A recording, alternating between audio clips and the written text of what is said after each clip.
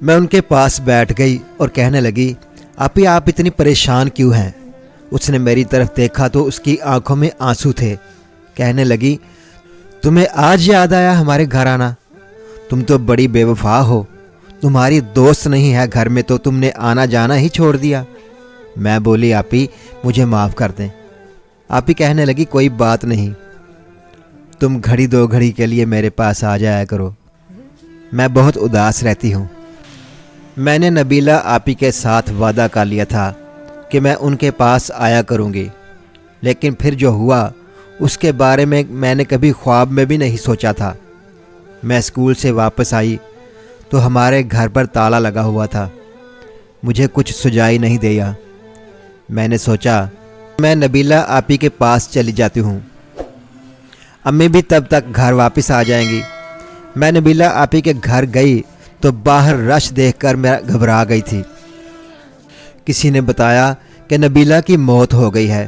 یہ بات سن کر تو میں دھاڑے مار مار کر رونے لگی تھی۔ میری امی بھی جلدی سے گھر سے باہر نکل آئی تھی۔ انہوں نے میرا ہاتھ پکڑا اور کہنے لگی، صبح سے یہاں آئی ہوئی ہوں، تم بھی آ جاؤ، ہاجرہ اور اس کی والدہ بس پہنچنے ہی والی ہیں۔ میری ان کے ساتھ 10 منٹ پہلے ہی بات ہوئی تھی۔ وہ کہتی تھی کہ ہم آدھے گھنٹے میں یہاں پر موجود ہوں گے۔ میں نبیلہ آپی کے میت کے پاس بیٹھ کر رونے لگی تھی۔ تبھی مولوی صاحب کی آواز آئی۔ وہ کہنے لگے، میت کو دفنانے کا وقت ہو گیا ہے، میں اس کو دفنانے جا رہا ہوں۔ میری امی اٹھ کر کھڑی ہو گئی تھی اور کہنے لگی، مولوی صاحب ابھی تو بچی کو غسل بھی نہیں دیا گیا اور اس کی ماں بھی نہیں آئی، آپ پھر اس کو کیسے دفنا سکتے ہیں؟ مولوی صاحب کہنے لگے، میں اپنی بیٹی کو غسل نہیں دوں گا اور اس کو ایسے ہی دفنانا ہے۔ امی کہنے لگی، مولوی صاحب اگر آپ ایسا کریں گے تو پھر یہ رواج ہی پڑ جائے گا، ہر شخص اپنی بیٹی کو غسل کیے بغیر ہی دفنایا کرے گا، ہم آپ کو اس چیز کی اجازت نہیں دیں گے۔ مولوی صاحب غصے سے کہنے لگے، تم کون ہوتی ہو مجھے اجازت نہ دینے والی؟ میں تو اپنی بیٹی کو ایسے ہی دفناؤں گا۔ مولوی صاحب نے چند آدمیوں کو بلایا اور نبیلہ آپی کا جنازہ اٹھا کر قبرستان کی جانب چل پڑے تھے۔ یہ منظر بڑا عجیب تھا۔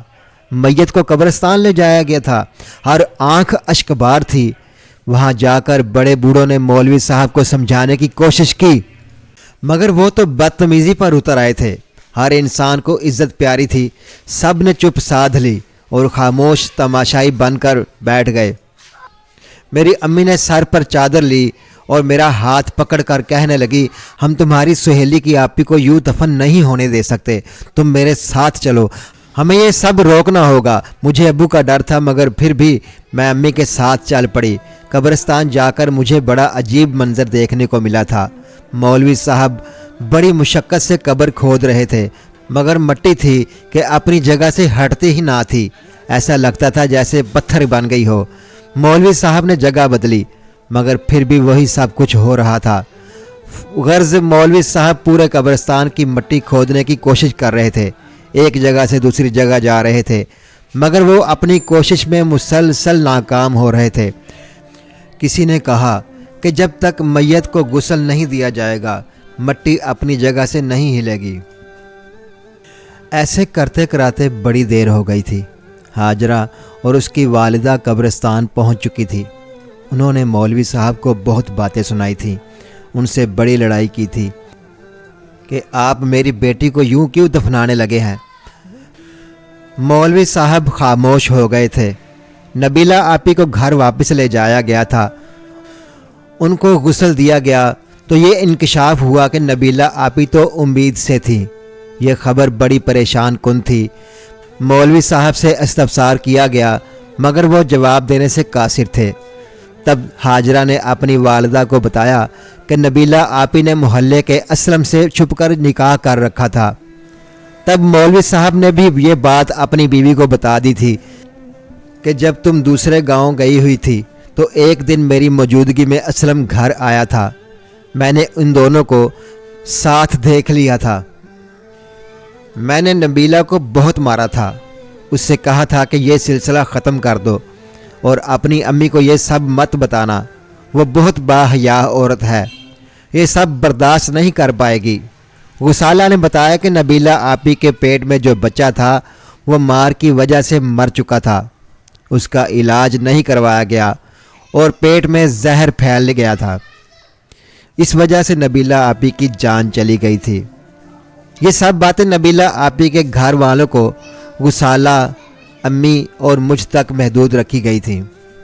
مولوی صاحب اپنی بیٹی کو قصوروار سمجھتے تھے، مگر میں سوچتی ہوں کہ نبیلہ آپی نے اپنی زندگی میں کبھی کوئی گناہ نہیں کیا تھا، کبھی کچھ غلط نہیں کیا تھا، ساری زندگی اللہ تعالیٰ کے احکامات مانتے ہوئے گزاری تھی۔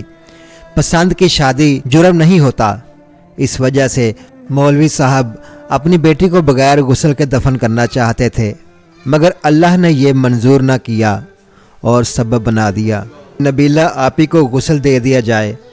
نبیلہ آپی کا سوئم کر کے مولوی صاحب اپنی پوری فیملی کو لے کر نامعلوم جگہ چلے گئے تھے۔ ہاجرہ بھی مجھ سے دور ہو گئی تھی۔ مجھے آج تک سمجھ نہیں آیا کہ یہ سب میں قصور کس کا تھا، اس باپ کا جس نے کبھی اپنی اولاد پر ہاتھ نہیں اٹھایا تھا، اور جب اٹھایا تو بیٹی کی موت کا موجب بن گئے، یا اس بیٹی کا جس کی وجہ سے باپ بدنام ہو گیا اور شہر چھوڑنے پر مجبور ہو گیا۔ آپ کی کیا رائے ہے؟ اگر آپ کو یہ کہانی پسند آئی ہے تو ویڈیو کو ضرور لائک کیجئے گا اور اپنے دوستوں کے ساتھ بھی شیئر کیجئے گا، اور ہاں، اگر آپ نے ابھی تک ہمارا چینل سبسکرائب نہیں کیا تو ضرور سبسکرائب کریں۔ ملتے ہیں کل ایک اور نئی دلچسپ کہانی کے ساتھ۔ اللہ حافظ، والسلام۔